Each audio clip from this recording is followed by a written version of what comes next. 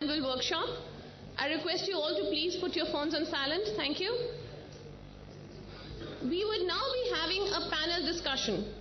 Our first session is on NKN e-infrastructure.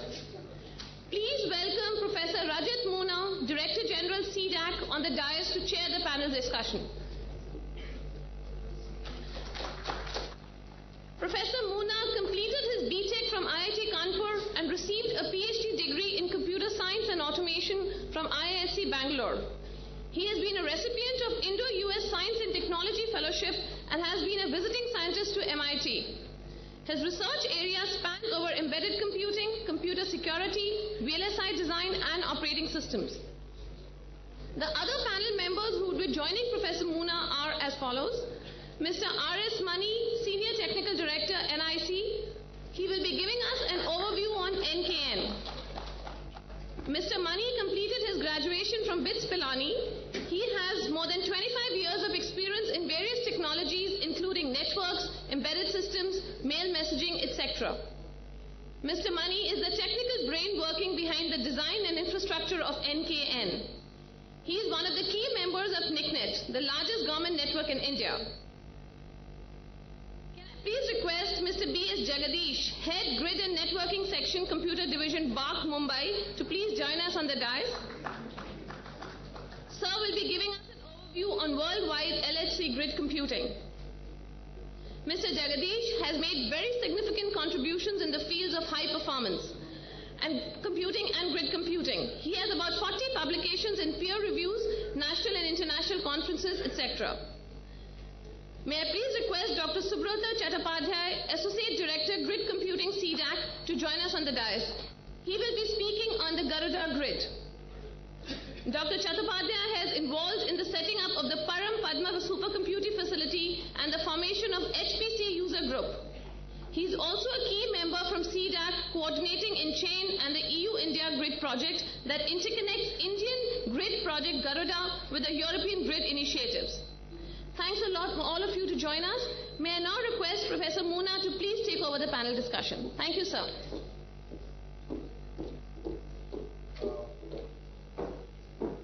I think it is just a small correction. It is not a panel discussion, but it is basically a regular session. We have three distinguished speakers today. And as many of you have already been introduced in the morning, Mani is going to talk about NKN, and he is the chief architect and chief planner of NKN from NIC side. And a lot of applications have been developed over NKN. And Mani has seen that all of those applications run very, very successfully. So it is appropriate that Mani gives us the first session on overview of NKN. Two major applications of NKN had been grid computing, and we have two major talks on that. Higgs boson particle, of course, discovery of that made a great news, and many countries including India were part of that, and it was all possible because of an international grid infrastructure that was set up. We will have a second talk by Mr. Jagadish on the computing grid overview of this worldwide grid. And third talk is by Dr. Subrata, who is going to talk about Garuda grid. Garuda grid is actually a grid which is connecting several participating institutions and is providing a large computing infrastructure over the grid. And several applications are running over NKN and Garuda grid integration. We will have the third talk. Without taking much of the time, I would now invite Shri Mani to give us NKN overview. Thank you very much.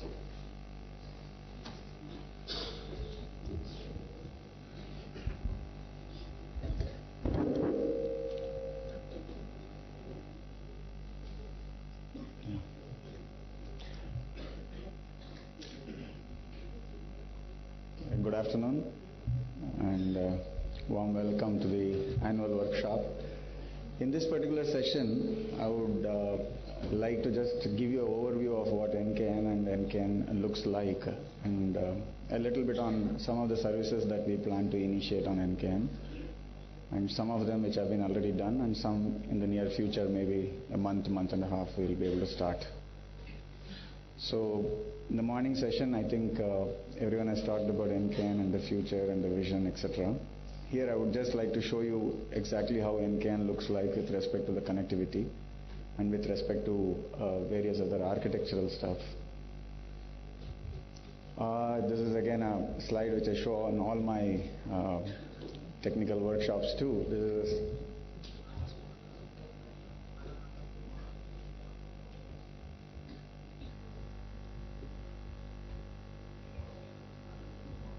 sorry for that, I think this is for the webcast people and the VC people to see the slides.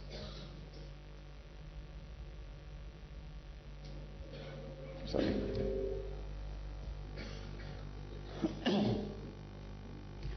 So as you can see, April 2009 we had the initial phase of NKN. As is was told in the morning that we started the initial phase without any cabinet approval, but however the final phase was getting approved. But as a proof of concept, we were asked to do the initial phase, and the phase included connecting 57 premier organizations on the net from different sectors. It included universities, IITs, some CSIR labs, some DAE labs, and a few others, some governance infrastructure. And we got that inaugurated, and a few demonstrations were done to the Honorable President at that time. Just to give you a highlight of this, the organizational structure of NKN, the idea was mooted in the office of PSA and NKC. And we started with roughly 100 crore allocation for creating virtual classrooms and connecting 57 institutes. However, the long distance providers like PGCL, BSNL and RailTel and all, they provided their valuable resource in creating the core. The core at that time was something like 26 links of 2.5 Gbps with not too much of redundancy, because when we talk about a pan-India connection, 26 links are basically very less, and with their help we could at least get the setup going. And then NIC was nominated as the implementing agency, and the idea was to connect all research and development organizations, educational institutes, etc., the national labs like CSIRs. Yeah? Okay, it's not audible?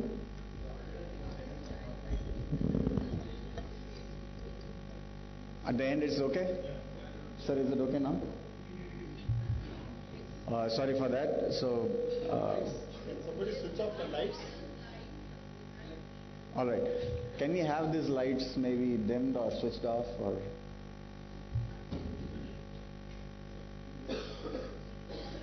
Anyone in the lighting?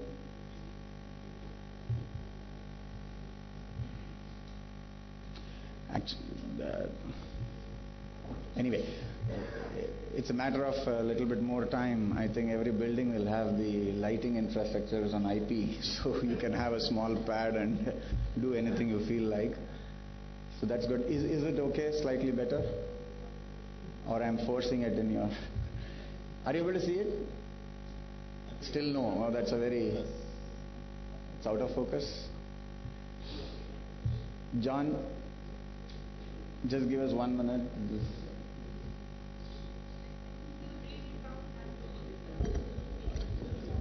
Okay. All right. I think I'll try and do. Forget about this particular slide. Rest of the slides I hope will be much better. So I'll just. Do you have a pointer, please? Anyone has a pointer? If it is there, at least I can point it out to the.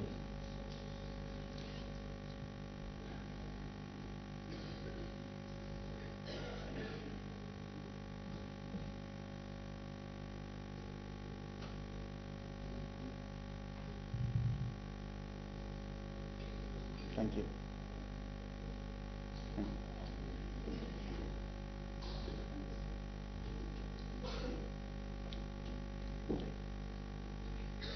I hope the red dot is visible. Okay, so the idea was to connect all research, development, education, health, agricultural institutions. The government approved rupees 5,990 crores for 10 years. Most of it will be used in the initial 9 years. So the idea is to connect roughly around 1,500 plus institutes. So today we are somewhere around 885, and I'm sure very soon we'll reach up to that particular mark. We have got the website www.nkn.in, all of us must have seen already, and it has got an intranet also website which is only for the members. So people who are the participating institutes can get into the intranet of that particular NKN site and give their login ID and password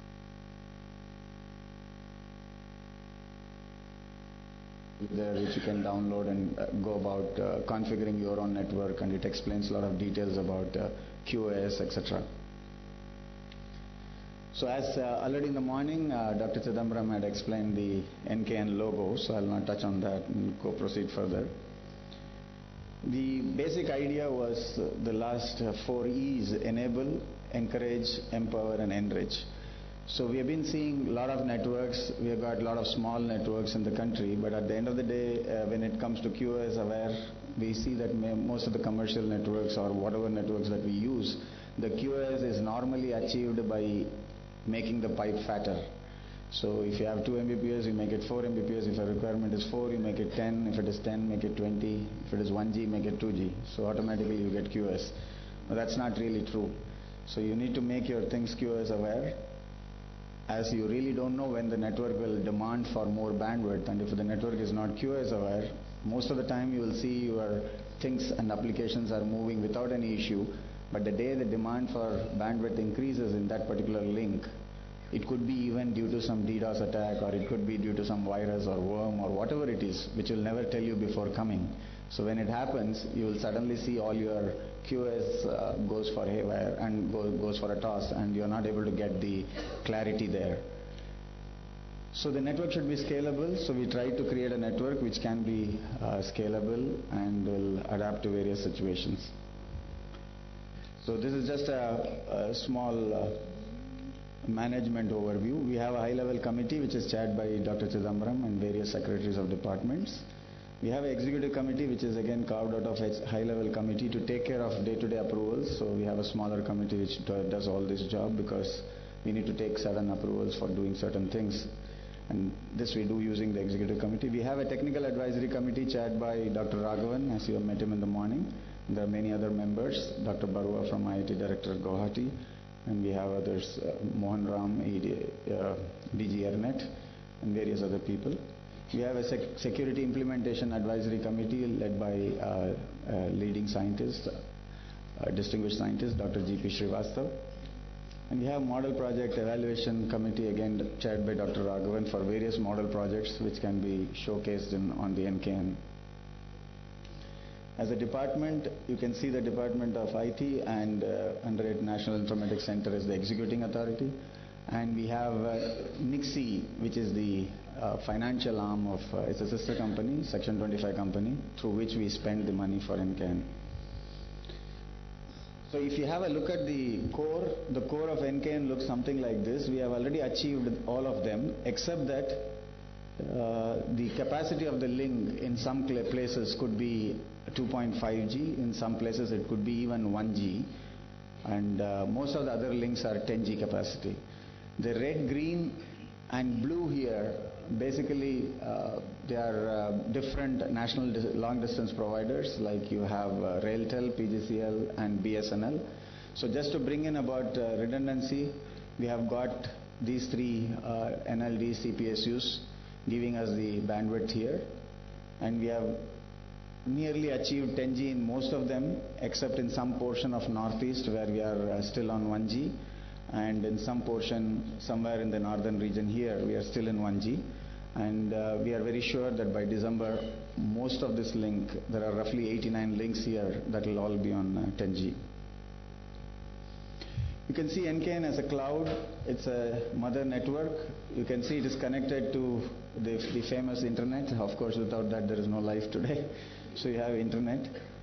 And why I call internet famous today is because of one main reason, and that is the Google Baba. So you don't know anything, you just search Google Baba. So you get, so the internet becomes extremely important for us.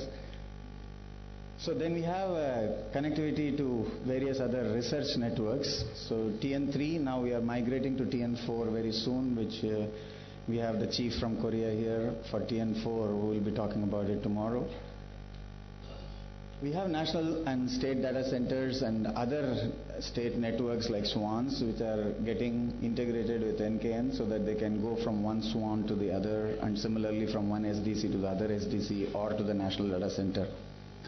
The main idea behind this is because you'll have one core infrastructure for network and data packet movement. So if you design your application, let's say sitting at Gujarat or sitting at Bangalore or any other place, you will be able to create your BCP or the disaster recovery solution in national data centers, which could be in Hyderabad, Pune or Delhi, or maybe very soon Orissa, Bhubaneswar. So you will be able to move your data packet, and when I say data packet, when you're talking about terabytes of information in your local storage, will be able to be transported to the other side without any issue. We have the broadband clouds. There are a lot of broadband users, basically the colleges, through another scheme of Government of India, which is called the National Mission on Education through ICT. Similarly, we have EduSat. There are security advisory agencies, then educational institutions like all universities. Then you have CSIR, DRDO, IITs, and ISRO, ICAR. Everyone is on the net now. So when we say 885 so far, nearly 350 of them are universities, and the rest all are other labs, IITs, IICs, ICERs, and many others. The list is there on the net, so you can always download who are all connected to this. So when you talk about the networking, you can see that there are 7 core locations: Delhi, Mumbai, Bangalore, Hyderabad, Guwahati, Calcutta, and Chennai. They are all fully meshed, so they will be connected to each other. So you will see that from one particular place, you will go to all the other places. And this gives us a little bit of redundancy, and also the low latency, because the packets which have to move from Chennai to Delhi will go from here, or if it has to go to Calcutta, will go directly and may not go like this and then come back like that. It does happen once in a while when there are some major disasters or major fiber cuts or something like that, but however, it's not common. Also, to get redundancy, we have routers and other devices on clusters. So you have multiple CPUs, multiple power supplies, multiple sources. So today this is a reality. So we have that in all these 7 places, and it's connected in this particular fashion. When you look forward, you look further, you will see that the other states, they will be connected in with 3 links going to 3 different super core locations. And in some places, you may have only 2 links because that place doesn't have the 3rd provider. So if you go to northeast, somewhere in Arunachal Pradesh, we do not have RailTel today, but I'm very sure that they have a project to cover complete northeast in a year or so. So I'm sure by end of 13 we should have all the states connected with 3 different super cores. These are the districts where NKN has already reached around 100 districts with redundancy. So very soon you will find that rest of the districts will be covered. So roughly we have around 640 districts, but out of which there are a lot of local districts. For example, in Delhi you have 9 districts. So but we have only 1 POP there. So like that we have multiple such places where local districts will be covered from the core location itself. If you talk about application, we have the virtual classrooms, which we have already, around 60 of them are already in place in different places in IIT, ICERs, IIC, and NITs. Then we have the countrywide classroom, CollabCAD design. So I think there is going to be a demo on CollabCAD design very soon in the afternoon. Then we have the remote synchrotron. Again, we have Professor Azur here who will be showing those. Immersive classroom, which is again a thought process of Dr. S.V. Raghavan, and hopefully some work is going on that, and hopefully we should be seeing it very soon. We have application grids, Cancer Grid, WLCG, which is already working for many years, Brain Grid, which has just started, Climate Change Grid, then we have Garuda Grid, which is well established, and I think Dr. Subrat will be talking about it. The basic idea is to have the research infrastructure which is in place today. I think most of the research R&D institutions are well connected today. We have the scientists. Of course, they are the core for all this. They're the backbone of this. The interdisciplinary goal, if you talk about any indigenization or any product development in any area, if you take, you need, let's talk about something in, I think there is a demo on orthodontistry also. So if you see, you will need a doctor, you will need a computer scientist, you will need a microelectronics fellow, you will need some networking guy. So you'll see everything is interdisciplinary in nature. So you see that the goal is to catch this and use tools to collaborate with these different sets of people who actually talk different language when it comes to IT. So we need to really find out a mechanism by which we can just click on a button and these 5 people in different disciplines will be able to talk to each other, chat with them, create a diagram, create something, have some timelines and come out with some products. That's what we talk about, core and synergy. Then synergetic growth across the discipline. So we are trying to move towards this, and I think over a period of time, maybe in the next 6 to 8 months, we should be able to really get this. I'll not talk much on the classrooms. The virtual classrooms are already available. Many of them, they look something like this. It's been used heavily in the past, and now that all these bigger IITs are already fully settled, they are used for even lectures which are beamed when Nobel laureates and other famous distinguished persons come and give lectures. They're shared across the complete country. This particular slide is very important for us because now that the network is in place, most of it is in place, though there are other institutes getting connected, but most of the core is in place. So we are trying to see some of the services to immediately start. So we already have internet, email gateways, like email gateway and DNS, many others, web hosting, voice over IP for video conferencing, SMS gateway, then platform as a service. Most of these are available right now on the NKN data centers in Delhi, and very soon it will be available in Hyderabad also. There are other community services like listservs. For example, if there is a group of brain-dead people and they want to create across the country a group so that you send a mail, it reaches all the 10 or 20 or 50 people. So all these facilities are available. So you can ask for it if you have a cancer grid, if you have got 100 radiologists and others who are working in cancer, they can create a list. So you just send a mail to the list, you can share. This makes life a little bit easy, so you don't forget a name or you don't forget a person. You will be able to share the list.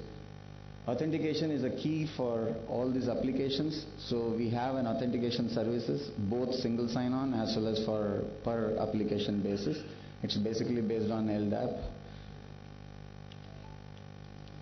Then you have collaboration services. Very soon you will find 200 licenses of CollabCAD on the net, and we are working on it. So we expect that this will be available for all the students and other people who can do finite element analysis and other stuff. We have international collaboration with EUGRID, and using those links which you have seen, you can collaborate with all these institutes and do your research.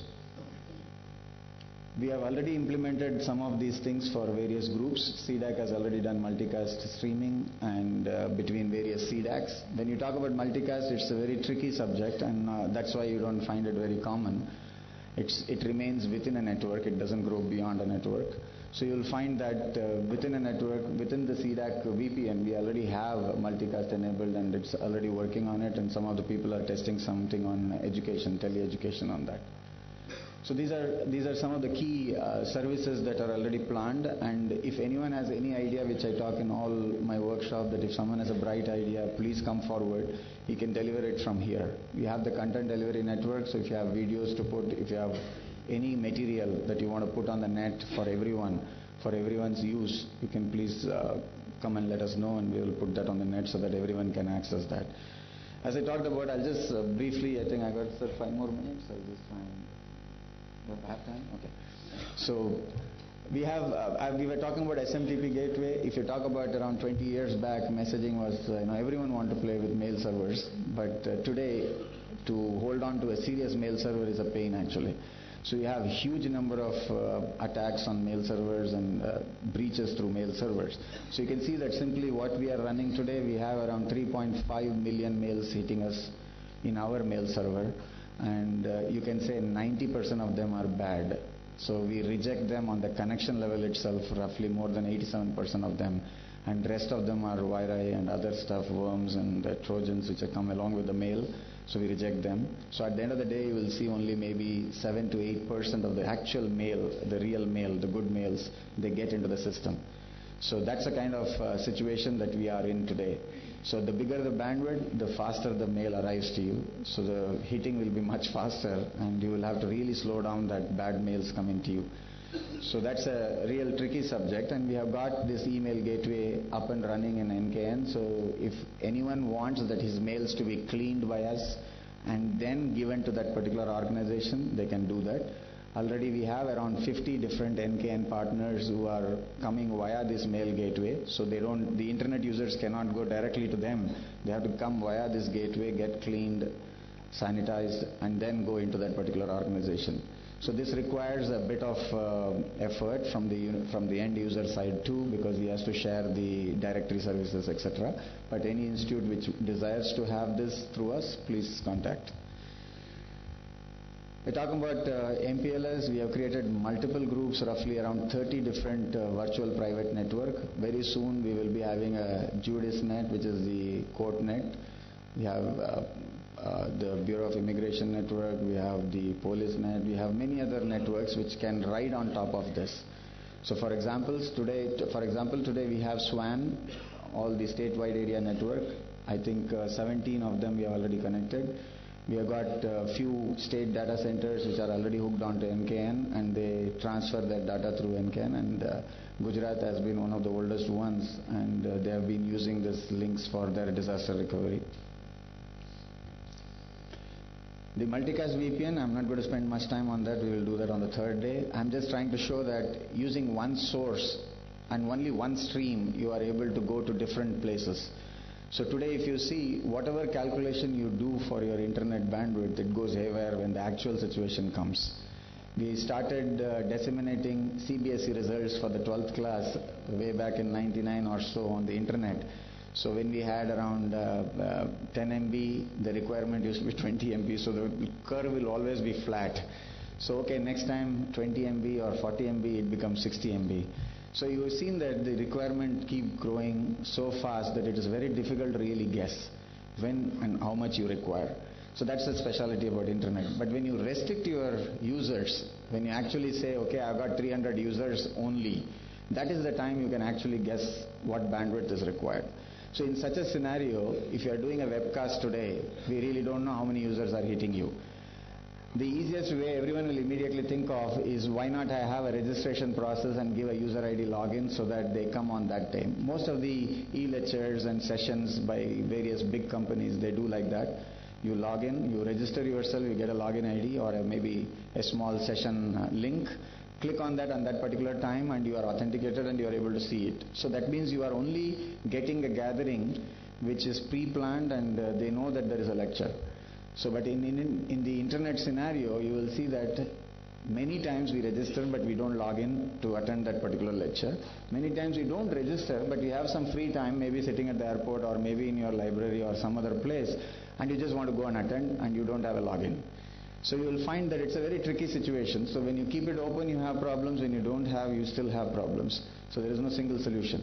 So but within NKN, when there are 400, 500 universities connected, there may be a huge number of maybe a million students. If you want to really do multicast, that could be done. And I think CDAC is already working on a lot of a software where they can use this multicast to propagate the data. This is one scenario which we have done for a lot of DR setup, disaster recovery setup, where just your LAN, wherever you are sitting, that LAN is extended all the way to the other side. Could be from Delhi to Hyderabad, which we have done for the messaging services, which is catering to around 360,000 accounts. And similarly, we have done it for IIT Kharagpur, which has got its extension counter in Orissa. So they just extend their LAN all the way from IIT Kharagpur, that is Calcutta, to Orissa, which is Bhubaneswar, and then to the IIT where the students sit and take their classes for MTech and others. So that's just an extension. It's an extension of your LAN going all the way. The only difference that you see is The machines which are close to you, you can ping in less than 1 microsecond, and the machines which are in Hyderabad, you will start taking around 30 milliseconds to ping. That's a latency. These are just to demonstrate that the various locations, for example, we have one gate where we have in IIT Bombay a router, but that can have special connectivity going to physics department or aeronautics department or climate departments, and then they can create their own groups. So all these groups can be created. They all can be part of one LAN, or they could be part of multiple LANs, but they still can talk to each other without anyone else eavesdropping on that particular network. So like that, we have roughly around 30 such groups which are already on NKN. And of course, every group has got an investigator, a principal coordinator. So if you want to join the group, the only person who can allow you to join that group is the principal coordinator. For example, if you talk about Garuda, which is a grid computing group, so you need to go and talk to, or maybe send a mail to Dr. Subrata and get the MOU signed and get on to Garuda. So that's only small work which is required, otherwise it's difficult to maintain a group. Okay, so there is a principal coordinator for every group that we have. So if you have to join any of the groups, you are most welcome to let us know, and we will introduce you to the principal coordinator. So here you can see it just demonstrates that the same link, you can't have different links which you used to have in the past, that 2 Mbps in every department or 10 Mbps in every department specific to a particular project, which can actually never work. But when you combine all these things, you are able to provide a kind of redundancy, and also you are able to cater to sudden bandwidth surge requirement of a particular project. So suddenly, let us say instead of 10 you want 20 Mbps, you are able to grow to that 20 Mbps without someone asking you that, okay, you have used your 10 Mbps and the whole link is clogged and nothing comes out. So that won't happen in this particular case. Finally, we would prefer that every end organization, like when you talk about a CSIR lab setup or IIT or any other place, will have such multiple specific groups which work on specific subjects, and then you will have such groups interacting with other organizations which will have similar setup. And like for example, DG CDAC last I think few months back took a decision that all the CDAC will be unified, and I think we have already achieved that, sir. So I think we have got all the CDACs in one virtual network. So it's a small VPN, so from one CDAC to another CDAC or any place within CDAC you can move around, provided that's allowed for you to move around. We have also in our design tried to bring in redundancy by connecting clustered institutes. For example, in Calcutta we have VECC and SAHA, which are just back to back 500 meters or so. We try to lay a fiber cable on our own with the permission of that institute and try and connect them in a ring, so that in case of any failure in any one of them due to whatever may be the reason, we still have the institute not blacked out, they still have enough. And also this can cater in special requirement, like when VECC Calcutta is demonstrating something or when SAHA is demonstrating something, and if they want more bandwidth, that bandwidth can be shared like that. Sharing is the key for NKN. So in the initial stage I used to always hear, when you go to a university and from there, if you have to take a special bandwidth to the physics department, then suddenly questions will come, this bandwidth is for the computer center, so how will I share it with the physics department? I can't give this. Will NKN give more bandwidth? So this is when you have connected 1 Gbps and then the utilization is roughly 200 Mbps. So I'm not sure what questions will come when that goes to 700 Mbps, but still we would wait for that day, and it is scalable, so we'll increase the bandwidth at that time when it is required.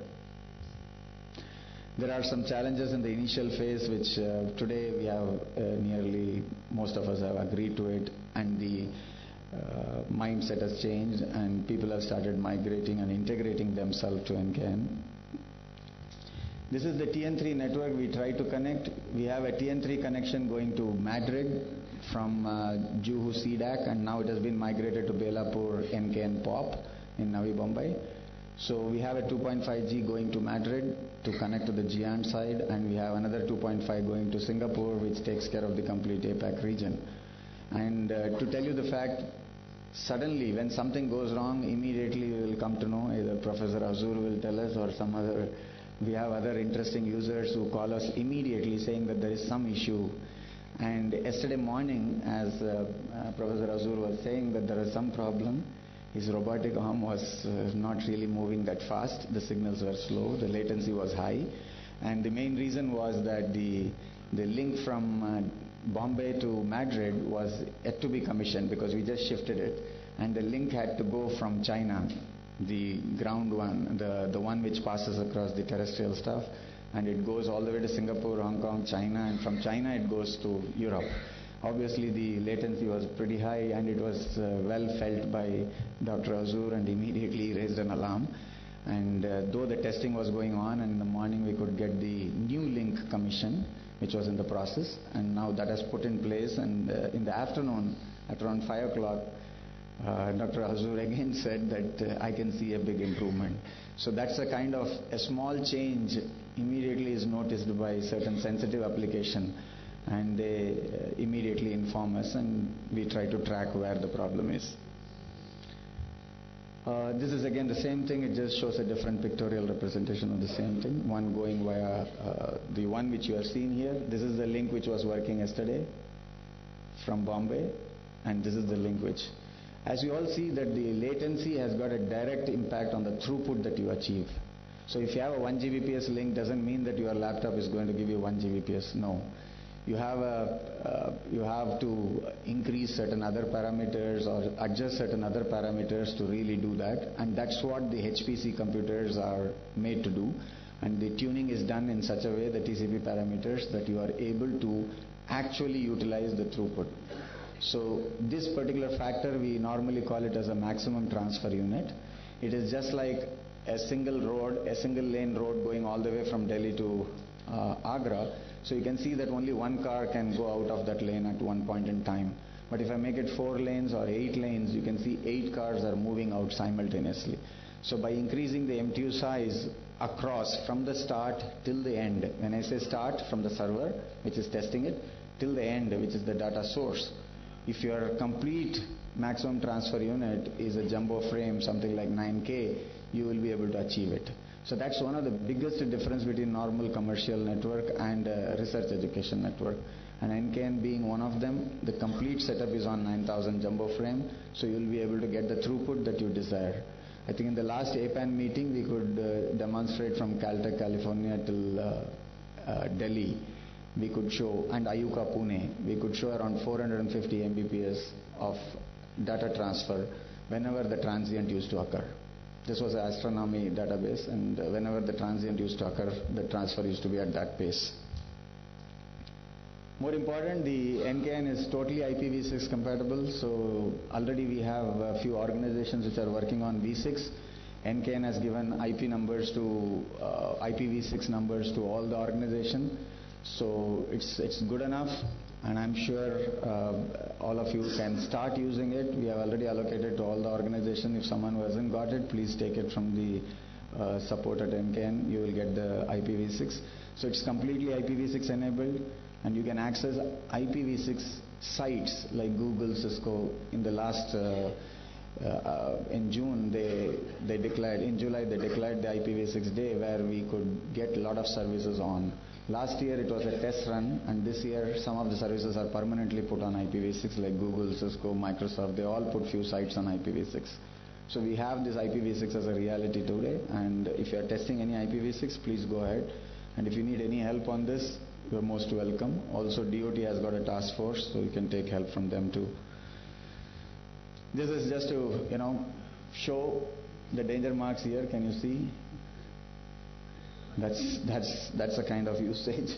So you can see that it's just growing every month, and we are trying to now tackle how do we go about it. So we have certain content delivery networks from famous content providers like Google and Akamai on our network. So you'll find a huge sea change in using YouTube and many other data transfer.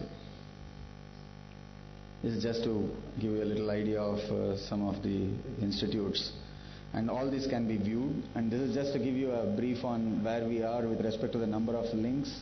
We have roughly this much, 885, out of which 266 we have migrated from NME ICT type of connection to NKN connection. There are a lot of universities which were connected in that style, and we have now migrated them to NKN. And this is just to show the category, the type of institutes that we have. Like we have even National Institute of Fashion Technology, we have Ayurveda, we have homeopathy, we have Unani, and we have CSIR labs, DAE labs, CDOT, CDAC, everyone. And this is what we plan to achieve.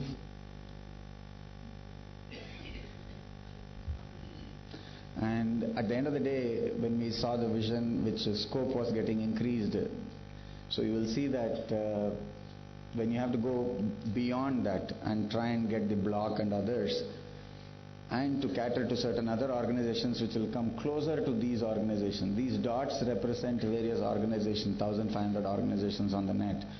And the bigger ones are basically the NKN POPs, whereas the small dots, they could be the individual end user organization. So you will find that you can literally cover the whole country if you have a good WiMAX or a Wi-Fi solution.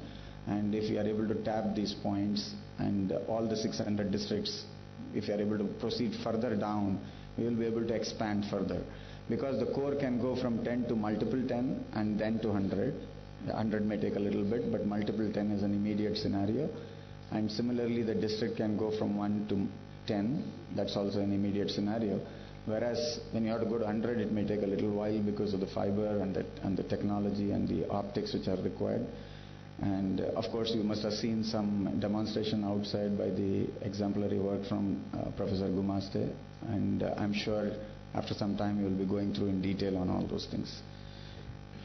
There are some model projects, which all these model projects are going to be showcased during the 2 days. So I'm not going to talk about that in any detail right now.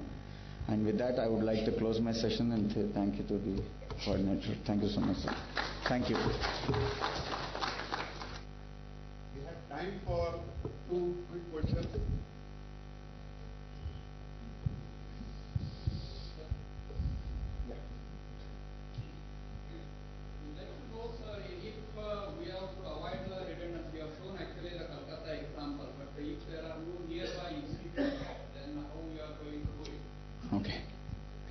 Now, the catch is that was only an extra redundancy we were trying to give.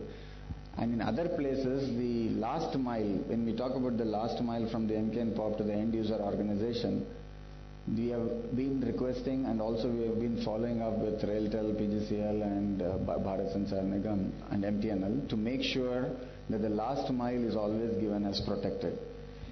Giving a protected link at the last mile in the cities and other distant location was very easy when the bandwidth was very small. So you can always adjust 10 Mbps on one ring and the other 10 Mbps on the other side. But since it is 1 Gbps, there is a lot of other overheads that the NLDs have to go through. So wherever the terrain is tough and wherever we have seen frequent issues, we have requested that particular person to immediately draw a ring there so that this particular link doesn't go down when it is actually required. So there have been cases where they have done that and we have seen a tremendous improvement and we have touched up to 99.9 also in the last 6 months. So wherever there are clusters, so far the clusters we are trying to connect only within the boundaries, and like in Jawaharlal Nehru University the boundary is roughly 20 kilometers. So we have 6 organizations on the cluster. In Pune University we have 4 of them in the cluster. But it is possible that we may have to go a little away from cluster. That means there is an organization and after maybe a kilometer there is another organization and in between you have the normal public area. So we are trying to see if we can go to that level of connecting these two also so that we can provide that kind of a redundancy to many more institutes. And some of them is in the Hamirpur side. We have already put in a request, so most probably we will be able to achieve it. Otherwise, those places where the institution is absolutely alone, we are making sure that the provider gives you that redundancy. At times it may take a little while, but they are doing it. Yeah, please. And from a private university, Wales University, Chennai, we have earlier been in MIACP and then we have migrated to FK. What we have got is we have got a unified edge router. So now that is connected to that and our feed is coming through that particular device. So now we also have got a virtual classroom setup going on in a few classrooms wherein whatever they do is getting stored. So I'd like to know how to make the best use of that edge router as well as how to connect the feed, whatever comes to the FK. Okay. Can I sir address this offline or? Yeah, I think this probably can. I'll do that because we have the second of this. If you are there on second, we are showing you all those things, how to actually use this. That's more on an in-depth technology because we have doctors and others. Right now, I do not want to really get into technology, but on second, we'll be doing that. But we'll definitely address this. Yeah, please. Please, ma'am. Okay, thank you. I'm Ann Doyle with Internet 2. Very interesting presentation. I was intrigued.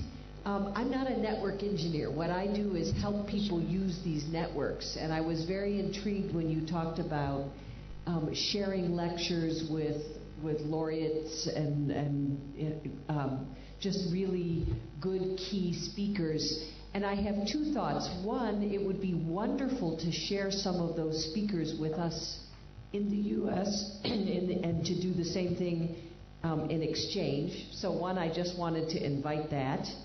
And the second thing, we have a hard time getting people to watch netcasts of wonderful events in the U.S.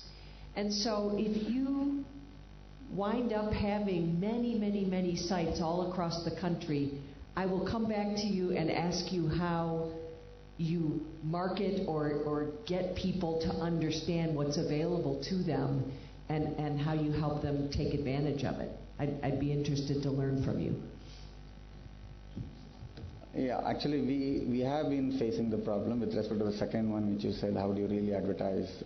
So initially around a year and a half back when we didn't have a special data center for NKN, what we used to request is we were requesting all the end organizations participating on it because all of them have got a website. So we have a collection of all the home pages of all the institutes in our list and then put a slash and then NKN.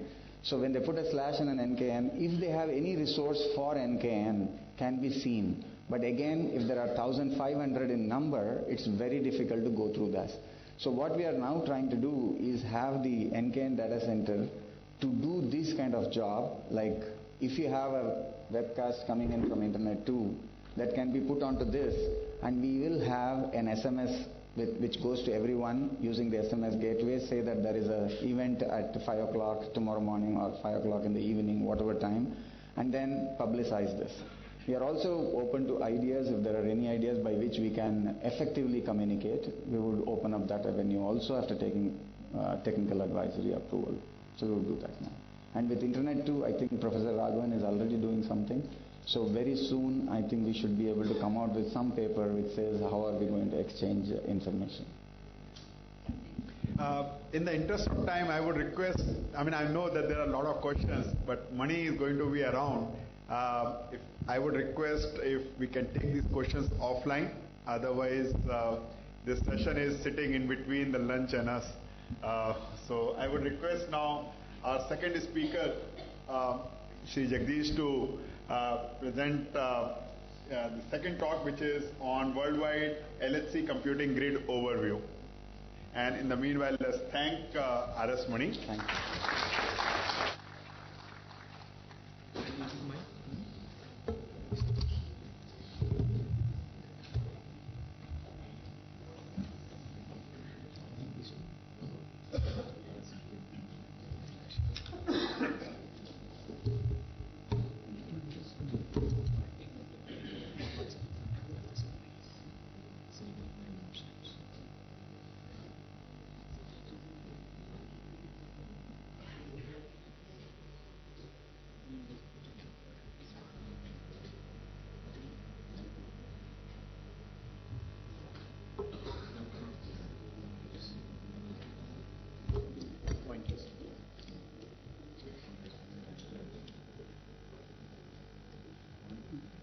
Good afternoon. It's my pleasure to be here.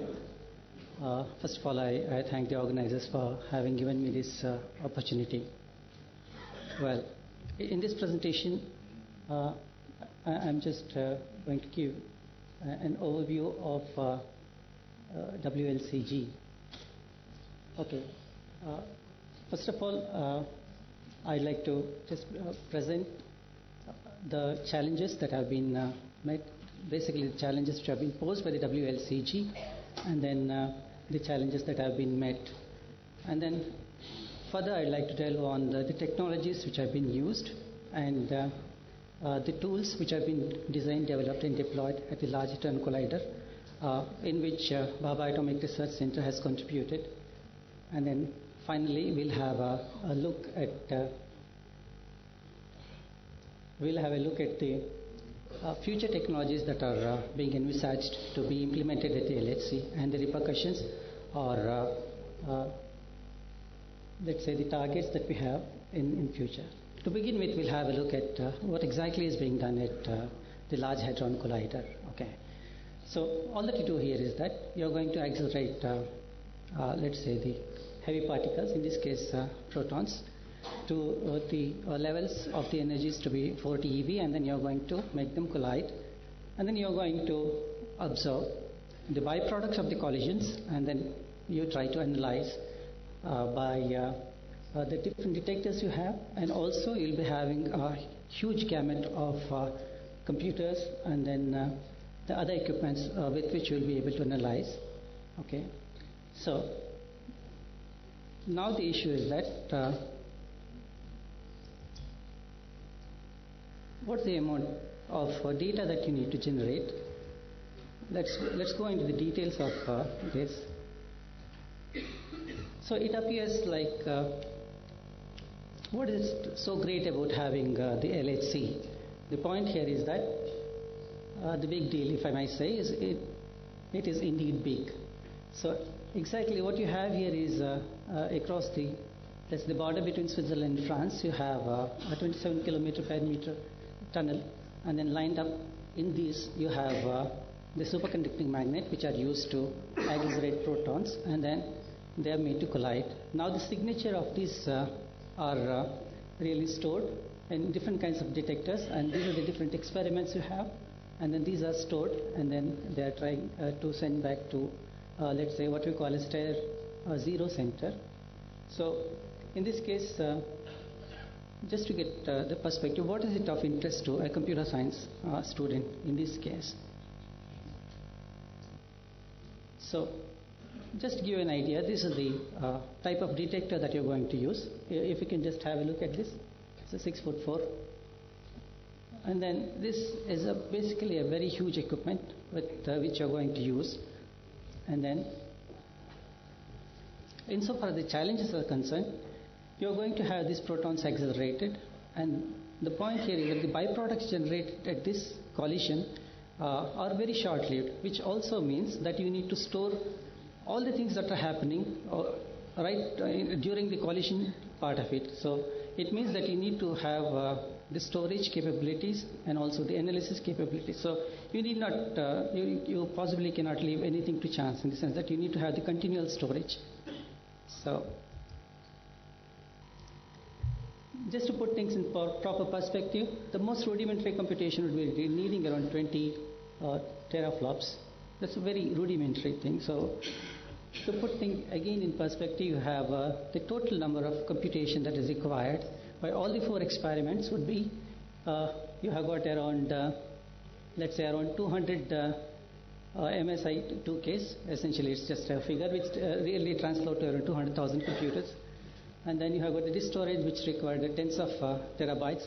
And then you have got the mass storage requirement, which can be a combination of both disk and the tapes that you have, and then that would be running easily into hundreds of petabytes of information that you need to store for future processing. Now, just to give things in proper perspective, you have, if you were to line up the amount of storage that you need on series, it would be twice the height of Mount Everest.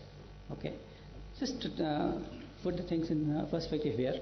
Now the point is that how is it you are going to address the computation aspect of it? It's on 200,000 computers. Money is one.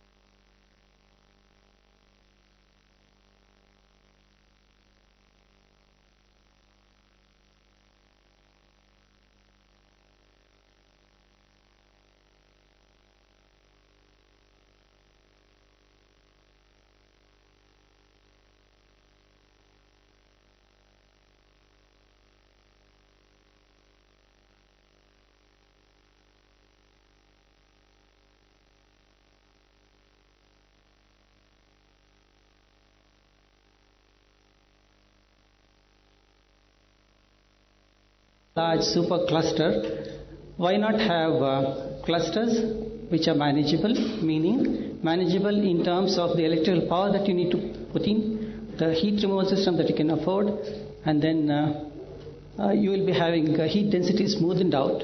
So this form of computing, wherein you are going to aggregate the resources from the smaller clusters and use it for a useful purpose, has come to be. Presentation share is.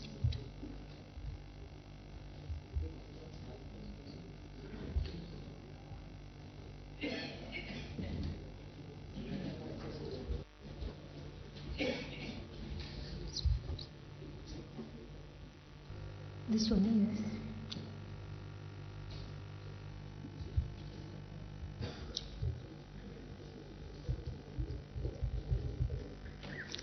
Okay, that form of computing wherein you're going to have the distributed resources and aggregate the resources, that's come to be known as grid computing. Essentially, grid computing is nothing but just a manifestation of the solutions of the problems found for the solutions found for the problems posed by the building of very large clusters. Okay, now elaborating a bit on the grid concept, analogous to your electrical let's say the socket or electrical access point, you shall be having just a browser running on some sort of a laptop. All that you need to do is you need to give your resource requirements to a resource broker, and then from the gamut of resources available to you on the net or on the participating institutes, they shall be virtually presented to you, and the job shall get done, and then the result shall be brought back to your PC or the laptop. So now, when you're going to use, let's say, the electrical access point, you really don't care from where you're going to get your electricity from, be it a thermal power station, nuclear, or a hydropower station. Similarly, in grid, what you're going to get is that grid can be thought of as a high level of abstraction compared to internet. In internet, you get information, you don't care from where you're going to get it from. In grid, you're going to get, in addition to information, you're going to get to use the computation facilities, you're going to get the data sets, you're going to get to share the laboratory equipments across the world. It appears more or less same to be as web, but then it's different. You can do much more than that. It appears to be same as distributed computing or cluster computing, but you can do much more than with the grid. And so is also about virtualization. You're going to really virtualize the laboratory equipments, the data set, the computation power, and a lot. So coming back to the Large Hadron Collider, essentially you're going to collect data from all this equipment, as I told you, which is very, very huge, and they're brought to the Tier 0 centers. If you were to record all the collisions, it would turn out to be about 600 million collisions per second, which translate to about a gigabyte of data per second. Let's say on a petabyte of data per second for this, which is very, very huge. So what makes sense from the physics, let's say, angle, they are stored, and these are analyzed by the detectors we have and the computers which are available at the Tier 0. And then the basic responsibility of the Tier 0 center is to store the raw data, that is the data which is jacked, which makes some sense from a physics perspective, and then they are transmitted on to the Tier 1 centers, which are around 11 in number. The nearest Tier 1 center for us is at Taiwan. So what we are going to do here is to store that huge amount of information. Tier 1 centers generally store the agreed amount of data from the raw data.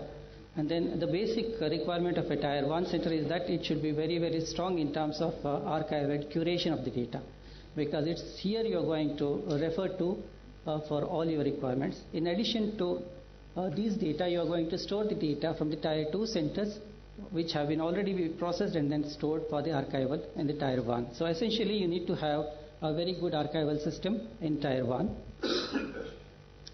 Anyway, this is that 27-kilometer tunnel you have. And then you have got the different Tier 0, Tier 1, Tier 2 centers. So in India, we have got TIFR Mumbai and VECC Kolkata as the Tier 2 centers. Now, we have got huge amount of data, as I already told you. Now you have got the raw data, and then you do have the simulation data, and you have the analysis, and some of the non-event data, like how is it you're going to calibrate let's say, your detectors, and how is it you're going to maintain the configuration information. So the point is that anyway, in any grid for that matter, you're going to, let's say, address data issues. Then what is so big about data grids? Data grids essentially facilitate you to transfer the data at much faster rate. For example, you do have what is known as grid FTP, wherein you can initiate a third-party transfer between, let's say, the two centers. You don't really have to, it is just a modification of the standard FTP you have. And of course, you have the multiple streams coming in, which assists you in having the data transfer to be done in an extremely fast manner. So, insofar as, let's say, user is concerned, he should be barred from the intricacies, or he should be protected from the intricacies of using the grid, or the technology should be really not visible to him. So, a typical grid middleware, there will be a talk on this later. So we will be having a demonstration. It needs to provide for authentication, meaning you need to establish that you are the person whom you are claiming to be. This is generally done using the X.509 certificates. In this context, I'd like to say that you can get the grid certificates from CDAC, Bangalore, and you can straight away use the WLCG. And then you have got the authorization. And this is true for any computing system, but insofar as grid is concerned, you have got the community-based authorization called as virtual organization membership service. So, and then you have the different kinds of information services. So, because you have got the gamut of computers spread all over the world, and then you have got the workload management, meaning that when once a job comes to your site, how is it you're going to distribute it to the different kinds of worker nodes, and then you have the standard logging and bookkeeping just to measure and monitor who is doing what. Extremely important is the automated installation tools, meaning when you're dealing with, let's say, hundreds of thousands of computers, how is it you're going to do the installation or the patching up of all this? And then you've got the database services. And of course, to cater to the different kinds of middlewares that are there, you need to have the interoperability services also. Specific to the WLCG, you should be having, you are having grid FTP and the logical file catalog, wherein you just name the file logically, and then you should be able to get from any of the Mira sites. So you don't really have to worry that you're not really tied to a particular hardware at any given point of time. And then of course you have got the user ID that is going to be mapped onto any of the local accounts. So now I'd like to go into the different kinds of tools which have been designed, developed and deployed. We have played a major role in this. So at CERN, okay, now you have got a typical automated installation tool. Just imagine when you're dealing with, let's say, thousands of computers in your computer center, who is going to remember the configuration files of each of these machines? Should some of the disk conks off? Should something conk off, then how is it you're going to bring it back to life? So you need to have some sort of automatic configuration, and then a tool from here. So this is being routinely used at CERN now. Secondly, anyway, we'll not go into the technical aspects of it. I can take this question offline. The other is other tool that we have participated in the design and development is called the Large Hadron Era Monitoring System. It's typically a cluster-based monitoring system where you have got the disk, the pool of disks, the pool of processors, you've got the network switches. How is it you're going to monitor all of them? And then you need to have some sort of let's say automated monitoring and then patching services also. This product, which we are really proud of, this has been completely indigenously designed, developed and deployed at CERN, and this is being used by at least 100 sites belonging to 30 countries. This gives a global view of the Large Hadron Collider grid, in the sense that you have got the service availability being monitored, the file transfers and the job monitoring done, which is done worldwide. Now the point is that the site may be available to you, but then are the services which you're looking for, are they really available? So the point is that you're going to have different metrics that needs to be pushed in, and you need to execute smaller jobs, and then you should be able to get the results faster enough.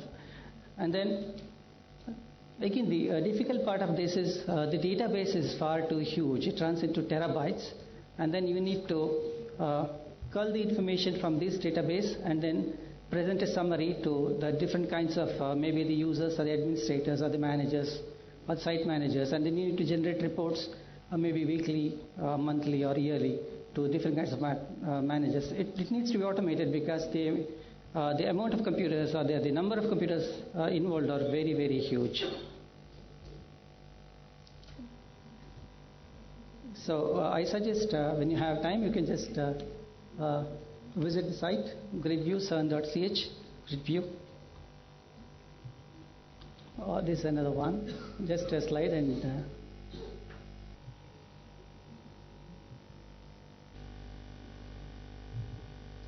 anyway. Now, when you are running a project of a very huge magnitude, you have got, let's say, in terms of commissioning, in terms of engineering, in terms of operation, in terms of technical help that is required, you need some sort of problem tracking system. So you need to have some sort of automated problem escalation methodology too. So Shiva provides such facility. This also has been deployed. It's a fact that a Large Hadron Collider Grid, the WLCG,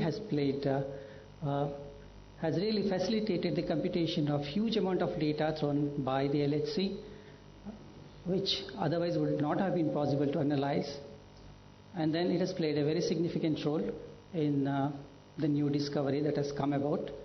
And then what I'd like to stress upon here is that the success of WLCG is not by accident. A meticulous planning has gone into this. There have been at least 10 to 12, let's say, the dry runs which have been taken. Even before LHC became operational, right from 8 to 10 years back, you have got the service challenges, just to see to it that you can really absorb the data that is coming in, you can process them, and you have the network capabilities to transfer data from one part to another. And of course, network technology also has been kind to us, because when this was envisaged, it was in 1990 to 1995, asynchronous transmission mode, you had, let's say, the typical ATMs, you had 622 Mbps was the maximum speed that was thought about. But then the network technology has really come to our support. And then, of course, Moore's law still holds good, meaning in the same form factor, you are able to do much, much more than what you were already doing a few years back. So now the issue is that how is it you are going to get connected to the WLCG? Of course, Mr. Mani has talked about it. Now, NKN really has enabled everyone to come on board, whether it's a far-flung university or any of the research center. So this is a typical configuration we have. How is it we are getting connected to the WLCG? Is that you have got a typical NKN router here. You have got your typical VRF, an equivalent of your virtual private network, wherein you have got the WLCG segment, and then you have got the segment wherein you are going to interact with Grenoble, France, and then many other local segments we have in BARC. Now the point is, grid is much more than only computing. Okay, computing is only one part of the grid. So the different kinds of applications that you have here is that you have got the distributed supercomputing, which Garuda is doing very well. That's you are going to give access to the supercomputing centers available in the country. And then, for example, if you just have a student just wants to have fun submitting around 1,000 jobs to see that whether its problem really is scaling up or not, solve certain problems. You've got high throughput computing where you can just harness the idle cycles there. And of course, you have got very expensive equipments in terms of your synchrotrons, which are very, let's say, prohibitively expensive to build, maintain, and operate. So there shall be one demonstration in the afternoon. So you can have these instruments you can use them remotely from any of the locations in the country. Essentially, you are going to virtualize these equipments. And of course, we have talked about the data intensive application. The ultimate goal shall be you should be able to have integrated, in an integrated fashion, you should be able to conduct your experiments, analyze the data, and then publish your results. Okay. So this is the ultimate goal. Essentially, internet really has changed the way we do our literature survey, but then grids are going to change the way you're going to conduct your experiments, you're going to analyze your results, and then you're going to interact with your peers and then publish your results. In a sense, through grids, you're research is going to become much more accessible, much more transparent, and much more exciting in days to come. Now, where do you go from here? Now the point is that the challenges, the future challenge of the WLCG would be, how is it you're going to give the provenance information? Meaning, how is it you're going to see to it that your data remains discernible for the future generations? How many of us remember the format in which we used to store files in WordStar maybe 10 years ago? So you need, there are no real standards there. So you need to work on the provenance information so that the data is available for the next generation. And then, how is it you're going to allocate the resources across different sites? Okay, rather than sticking on to the one site. If the resource is available, you submit it, otherwise you forget it. Now, currently we are working on a project called CloudMan in collaboration with CERN, wherein you will be able to do the provisioning across the different sites. And the whole world is moving towards clouds. Is it worthwhile moving to the clouds? So the point here is that cloud has got its positives, but then what about the security? Again, it has got it very interesting things about cloud is that it does cater to the elasticity part of it, and also you will be able to do the migration of jobs fairly easily so that you can maintain a real temperature profile in a data center. So these are really challenging and interesting issues. So with this, I'd like to conclude by thanking you for all. We have time for a couple of questions. Yeah. The GUI which you are using in EGE. Yeah. In EGE, the GUI used was using Globus Toolkit, right? Right. And that was previously version 2.4. Yeah. But now what is the current version of Globus Toolkit being used in EGE?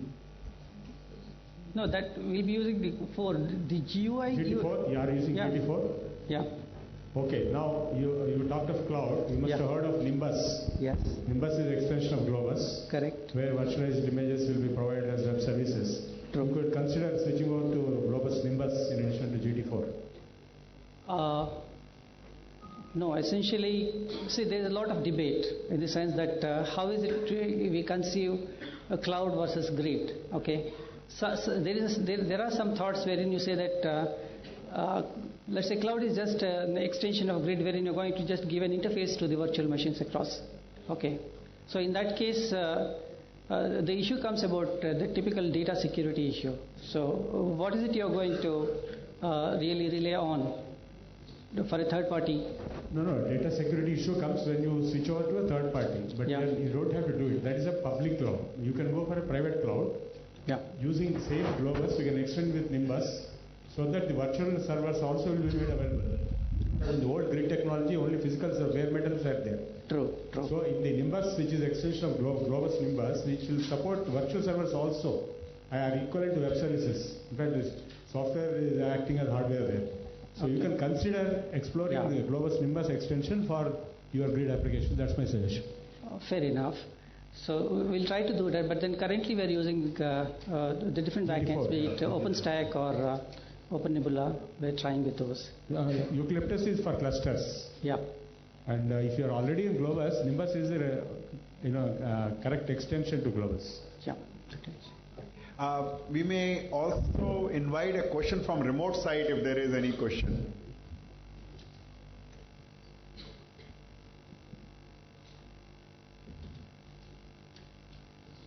Okay, let's thank the speaker and we move on to the third presentation.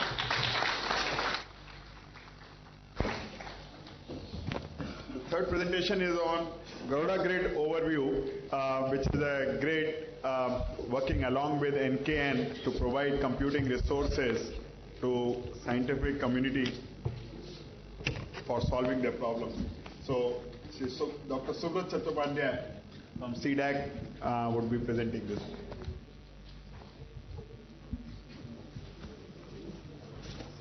This was Garuda? Yes. Good afternoon. I think I'll be coming in your way between your hunger for Garuda. How much you like to know. So my previous two speakers made my life a little easy because many of them covered on two critical aspects which Garuda survived. One is the grid computing, other is NKN. I need your support for the third help I request to find out how many of you actually heard about Garuda. Can you just raise a hand? It will make my life a little simpler. Thank you. So, actually about a year back when I was trying to talk about Garuda in a place like Ahmedabad, I found out 100, maybe only 4 or 5 heard about Garuda. So, I'm very happy to see that my work today will be a little easier because many of you have heard about Garuda. So I won't talk about much on grid computing, much on even NKN. Rather, I will try to elaborate what we do using Garuda. And that's where I kept the title called Garuda, the Pan-Indian Infrastructure for Collaboration Innovations. I thought of adding few more. It's not visible. I thought I would tell this Awakening with NKN. So Garuda has come a long way. It was existed before NKN, and now it is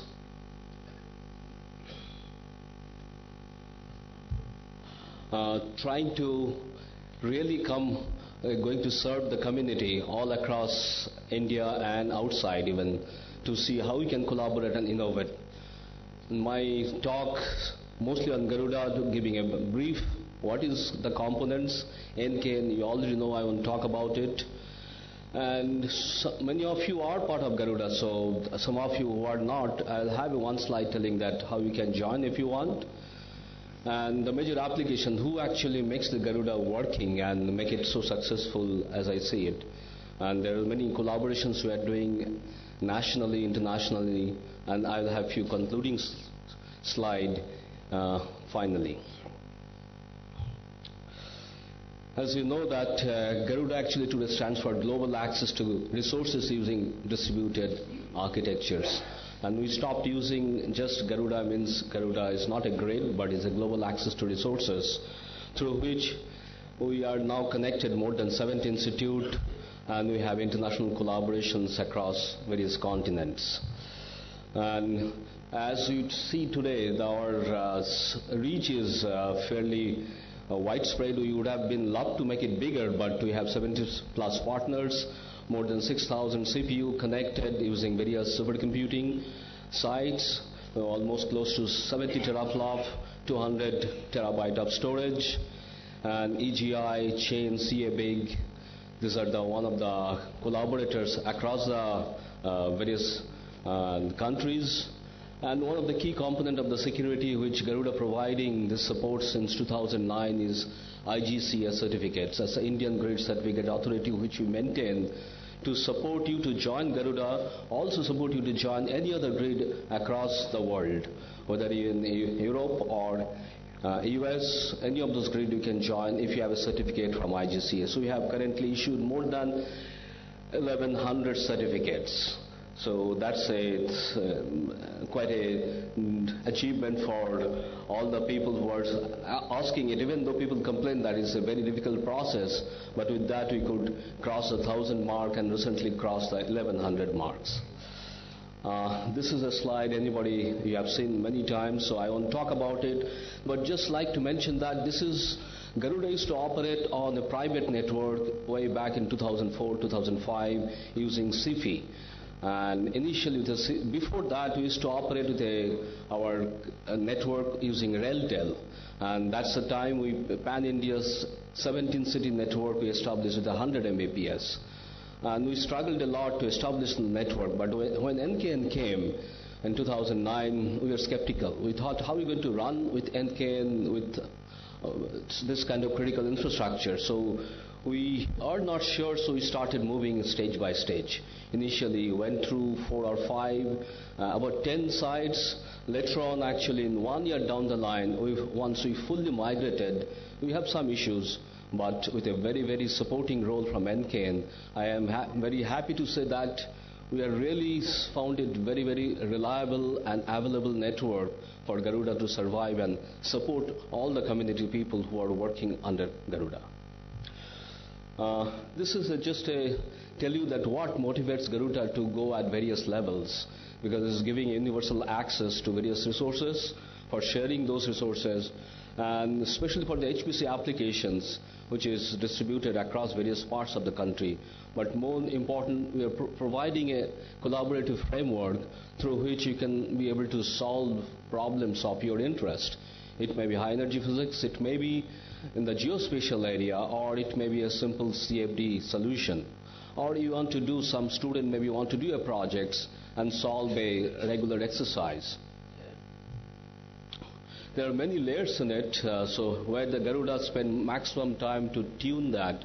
So I request anybody having a problem of any of the layers, NCANs, obviously NCAN handles it. On top of that, we are using the Globus, and we have started utilizing the virtualization support of the cloud recently.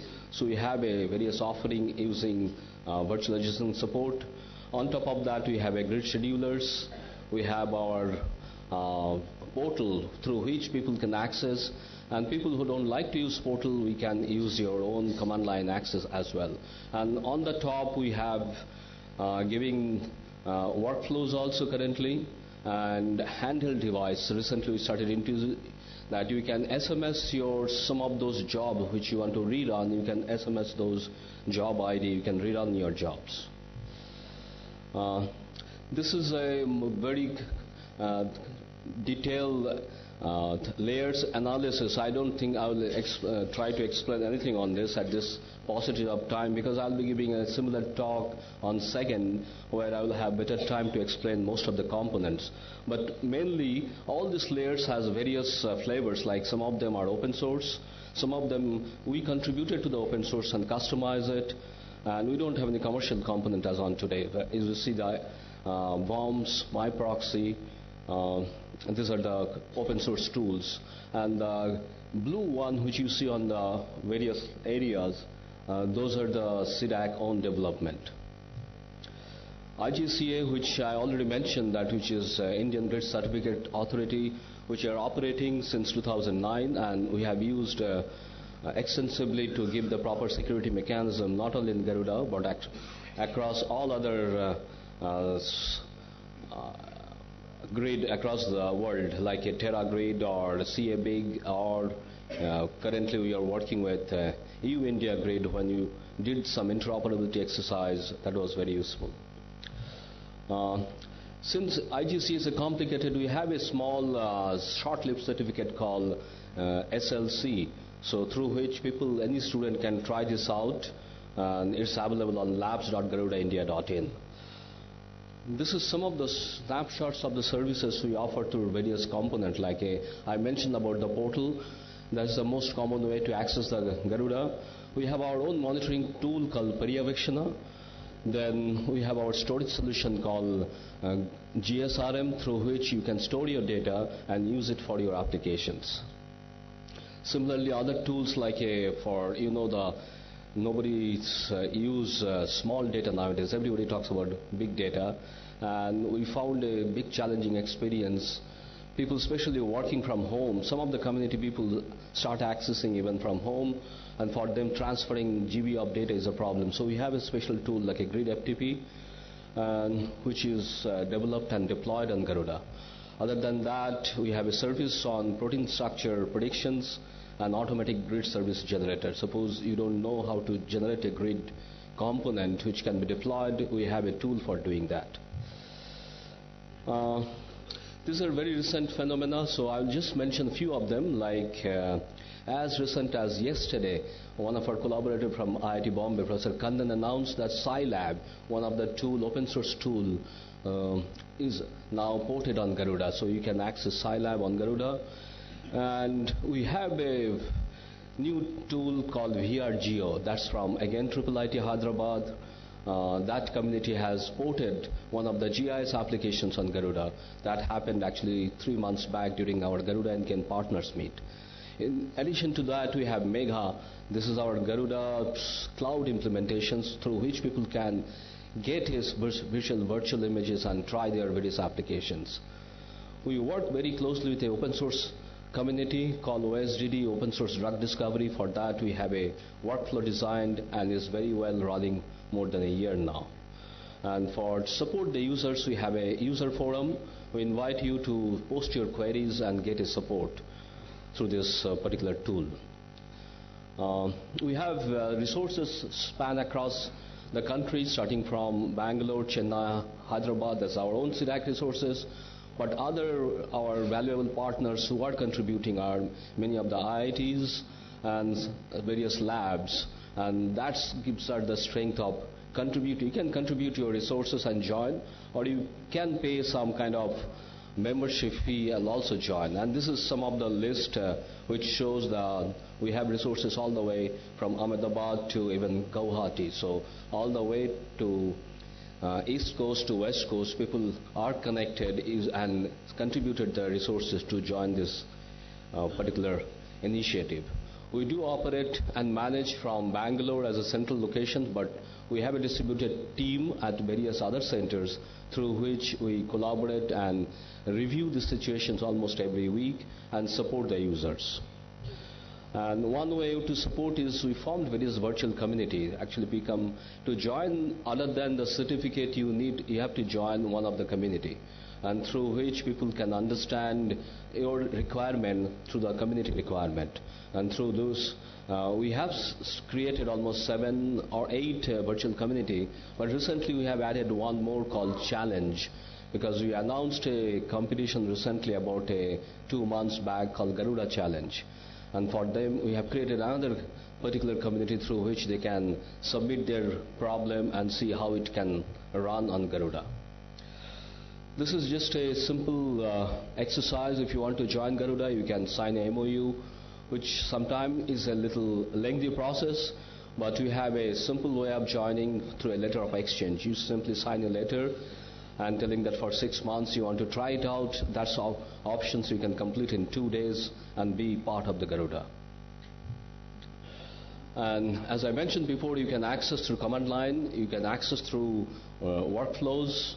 Also, you have a cloud interface recently through Megha, through which you should be able to submit your job. And these portions I like to tell because this is our collaborative effort through which people have done the success of Garuda. One of the most popular one is open source drug discovery. I won't spend much time because there will be separate talk on open source drug discovery project through which they have able to access our Garuda infrastructures and get the work done. And it's not only driven by the CSIR lab, many of the students are involved in it, through which they submit a job on our portal, and through the workflow actually it goes to our Garuda infrastructure, and the job they get it back on our desktop at the end of the day. And they explain that sometimes they used to spend maybe weeks running a code. They can finish those codes right now in 1 day or less than a day. This is another interesting experiment we done last year with one of our collaborators from IIT Bombay again. It is, if you remember that tsunami disaster in Japan last year during the Fukushima reactor, people became very curious whether we should run our reactor at all and stop all the nuclear energy throughout the world. And as you know, there recently, yesterday when there was an alert raised because of the Sandy hurricane, one of the US reactor in danger of shutting down. So to find out how safe your reactor, you have to study very complex simulations, heat transfer and heat generation by the nuclear fuel pins. And this is done by studying those nuclear fuel pin for 217 pins they simulated for our Indira Gandhi Center for Atomic Research in Kalpakkam. And they found out it easily can be predicted by this complex provided you know how to simulate those complex environment. That was done by our IIT Bombay collaborator for those reactor and published using Garuda resources. Coming to grand science, so that's where we found other collaborator from Indian Institute of Astrophysics. They found out that cold atoms, especially ultra cold atoms, behave very strangely. They don't behave like regular atoms and not even like a cold atoms. They found out various energy bands using this, and they predicted various various energy band and published in a very high later publications, high rapid communication like a physical letter review. And Professor Das actually, he shared the slide which I'm presenting here to show that how new science you can bring out and study those using Garuda resource. This is one of our own effort from CDAC Hyderabad.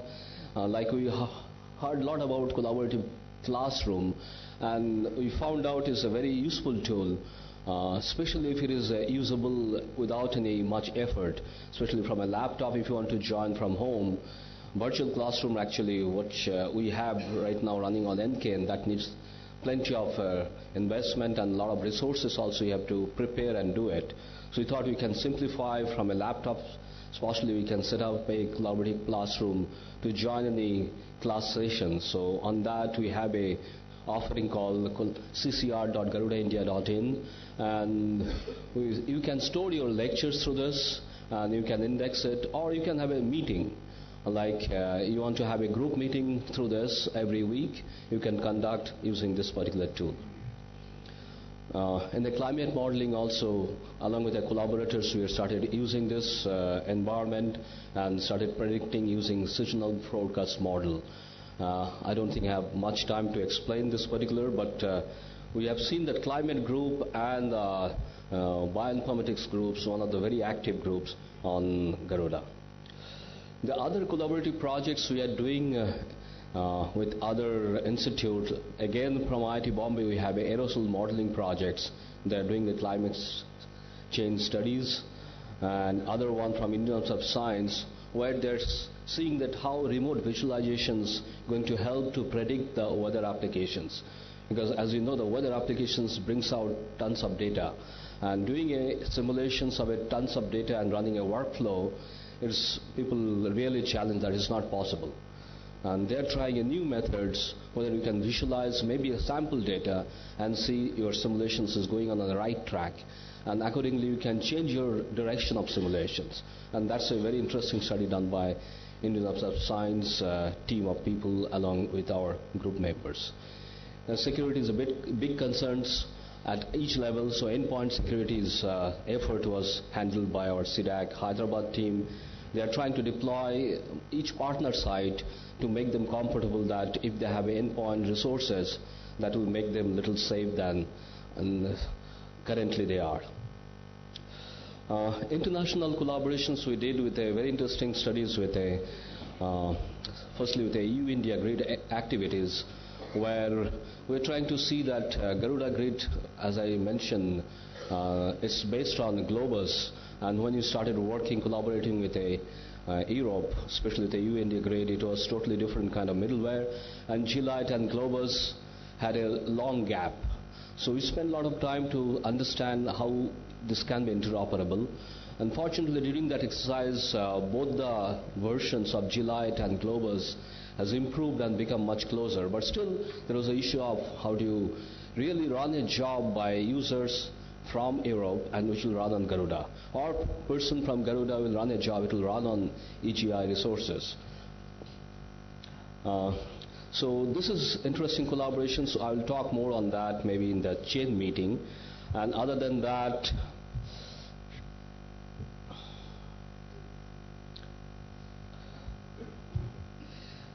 we did a very interesting exercise just a few months back.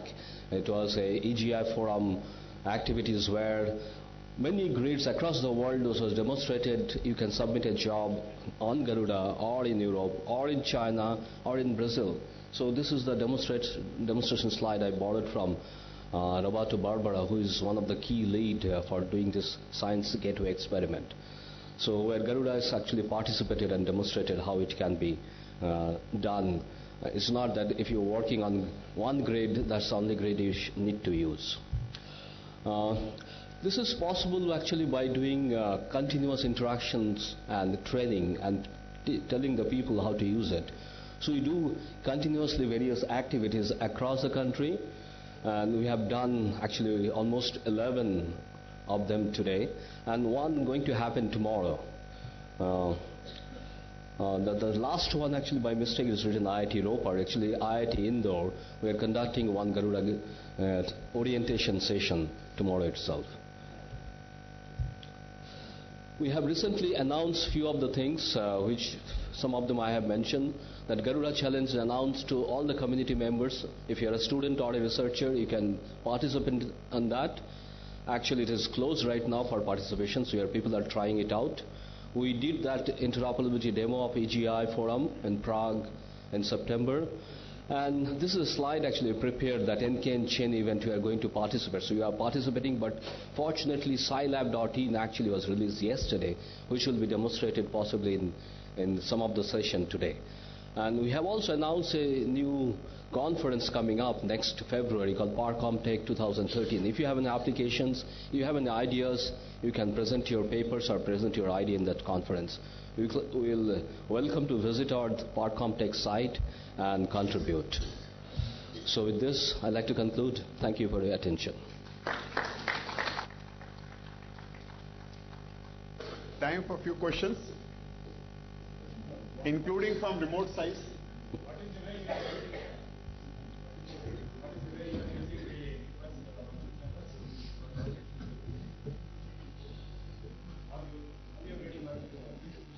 Virtual Bus, yes. The Mega is based on Nimbus right now. Yes. You are allocating to the users? Yes. Based on request, and they are able to use the virtual servers of Nimbus. Right. And these FTPs, Grid FTP, there are 3-4 FTPs in Globus Toolkit, Grid FTP and RFTP. Globus Online, yes. We are trying to make maximum use of all the tools and giving the user to choice whichever he feels comfortable. Okay, thank you. One question.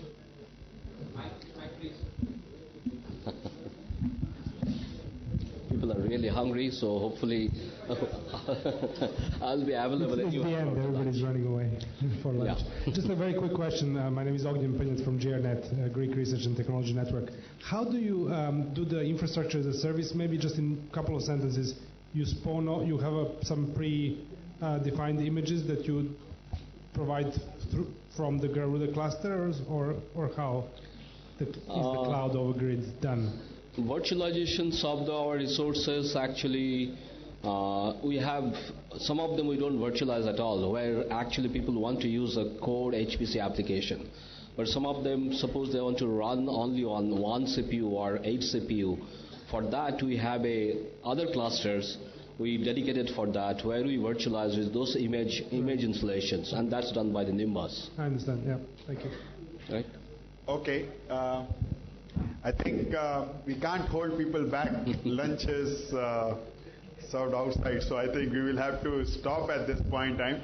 Subrat is also going to be available on all the 3 days. So if people have questions, they can have an offline interaction. With this, I hand over the session back to Madam. Can I now request Mr. D.K. Gupta, Member Secretary Organizing Committee, to give the mementos to our panel as a token of our appreciation.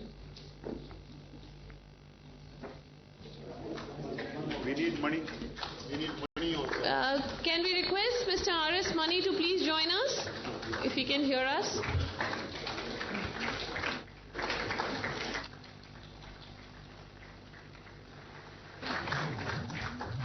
Ladies and gentlemen, I know you're getting late for lunch, but I would make a small request. Since we're anyway running short of time, can we please expect you back by 2:45 and kindly be seated by 2:40? Our next session will be starting at 2:45. There would be a parallel session in hall number 22, also starting at 2:45. It's part of your agenda if you're interested in those topics. Thank you. Thanks a lot.